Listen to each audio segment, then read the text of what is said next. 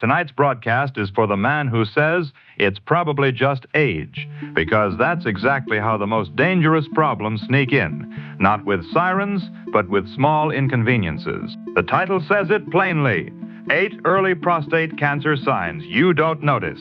Don't miss these. And that word notice matters. Not because every symptom means cancer, but because the habits of ignoring, delaying, and normalizing can be the real villain. The prostate is a small gland with a big influence sitting under the bladder like a quiet gatekeeper. When that gatekeeper changes, the clues often show up in the most ordinary place imaginable, your bathroom routine.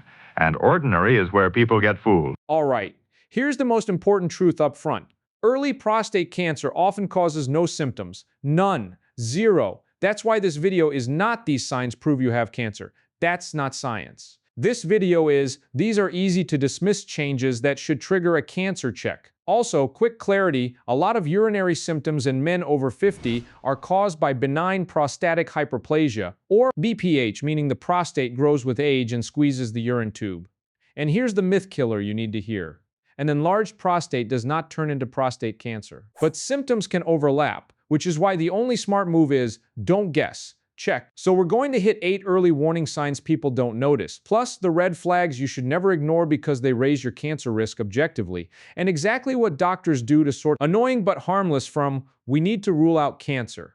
In the old days, men treated bathroom changes like weather. Inconvenient, inevitable, and not worth discussing. A weaker stream, an extra trip at night, a little hesitation. That's just getting older, they'd say, as if the body came with a predictable schedule of breakdowns. But modern medicine learned something important. The body whispers before it, scream. And when it comes to prostate trouble, the whispers often sound like routine.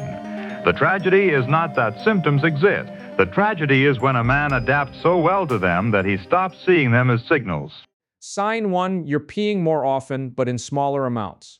This is the classic I'm fine symptom. You don't feel sick, you just start making more little trips. People blame coffee, water, cold weather, stress. And sure, it can be those things. But a new pattern of frequency can be your body telling you there's irritation or obstruction somewhere in the urinary pathway.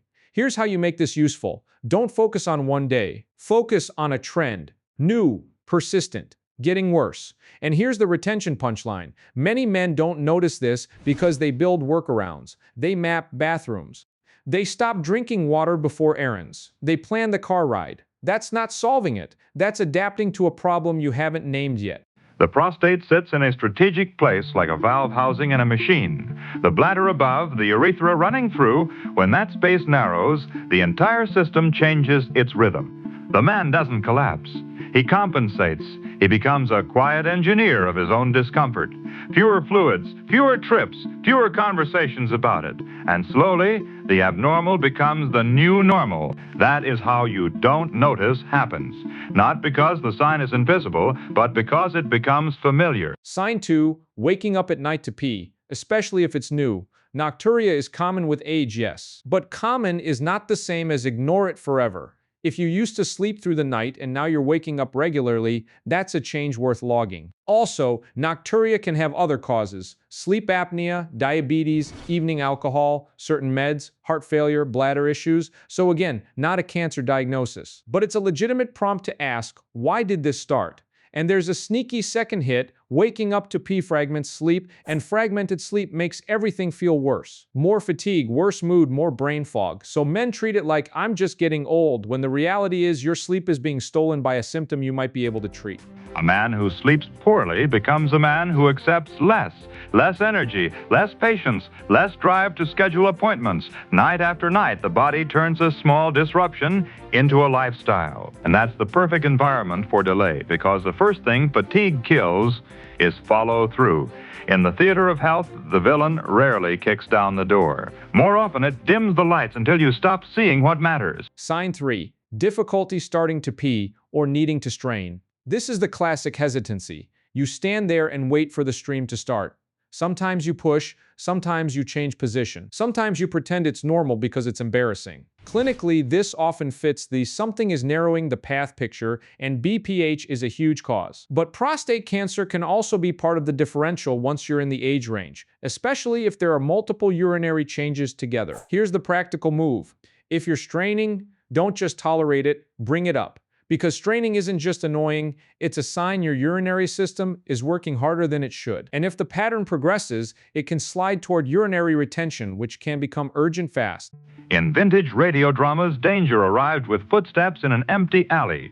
In real life, it arrives as a pause, a hesitation, a delay that you first laugh off, then hide, then accept. Men have a special talent for enduring discomfort in silence, as if admitting a symptom is admitting weakness, but the body doesn't reward pride. The body rewards attention. Sign 4, weak stream, stop and start flow, or a stream that feels less powerful. This one is so common that men joke about it. The problem is, jokes can become denial. Weak flow and stop and start urination are classic lower urinary tract symptoms often linked to BPH, but again, overlap exists. So here's how you increase accuracy without becoming paranoid. Stacking clues. One symptom alone can be noise. But if you're getting frequency plus nocturia plus weak stream plus hesitancy, that's a cluster. Clusters deserve evaluation. And one more thing, if you're taking over-the-counter cold meds, especially decongestants, some can worsen urinary symptoms. People blame the prostate when it's partly medication. That's another reason not to self-diagnose. A clinician can sort that out quickly. The human brain is a pattern machine. It wants simple stories. It's just coffee, it's just age, it's just stress. And sometimes those stories are true, but sometimes they are comforting fictions told to avoid the one story that requires action. I should get checked. The irony is that medical evaluation is not a confession of doom. It is a removal of uncertainty. And uncertainty is what quietly drains the strongest men. Sign 5, dribbling after you finish, or leaking you brush off as no big deal. Post-void dribbling is one of those symptoms men normalize fast. They don't call it a symptom, they call it annoying. They adjust, they wait longer, they change underwear. But it's still a urinary pattern change, and it belongs on the list because it often travels with other prostate-related symptoms. Sign 6, feeling like your bladder didn't fully empty.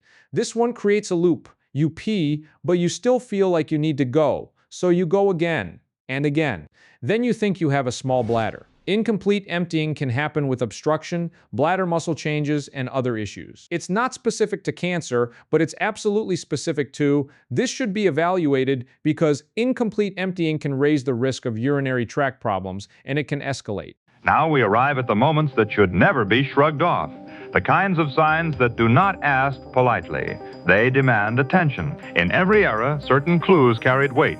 Smoke in a theater, a strange noise in an engine, blood where blood does not belong.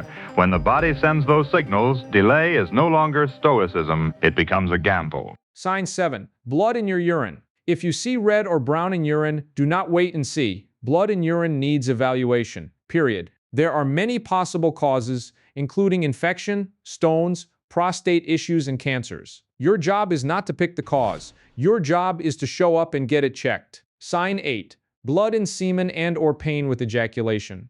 This freaks people out and then they hide it. Blood in semen is often not caused by something dangerous, but it still deserves a medical check, especially if it repeats or comes with other urinary symptoms. Pain with ejaculation can also be part of the picture. Now, here's the urgent line I want burned into your brain. If you suddenly cannot urinate at all, that is an emergency. Acute urinary retention is not a call next week situation. That's get care now. The modern clinic has tools that old-time medicine could only dream about. Yet men still delay for the oldest reasons: embarrassment, fear, denial, the belief that discomfort is the cost of getting older. But the physician's office is not a courtroom. It is a workshop. Symptoms are not shameful secrets. They are diagnostic data.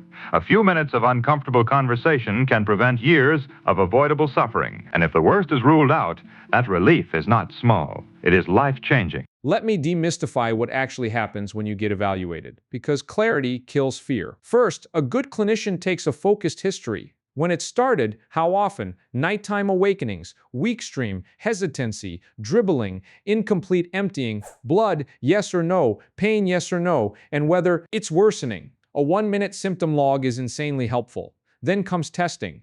PSA is often the first screening blood test, but PSA is not a cancer verdict. It can be elevated for multiple reasons, and a newly elevated result is often repeated before moving to anything invasive. Depending on risk and context, clinicians may add a digital rectal exam as part of a broader risk assessment. If risk is higher, modern pathways may include imaging like MRI and then targeted biopsy only when it makes sense.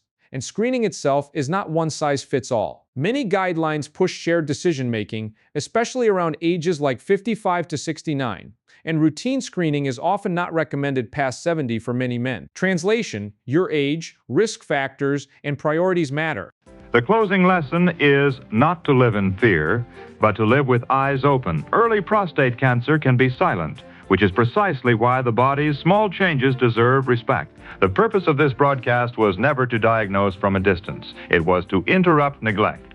To turn "I'll deal with it later" into "I'll remove uncertainty." Now, remember the theme. 8 early prostate cancer signs you don't notice are often not dramatic. They are patterns. They are persistence. And they are your invitation to check. Because when caught before it spreads, the outcome picture is wildly different than when discovered late. Don't miss what your body is trying to tell you.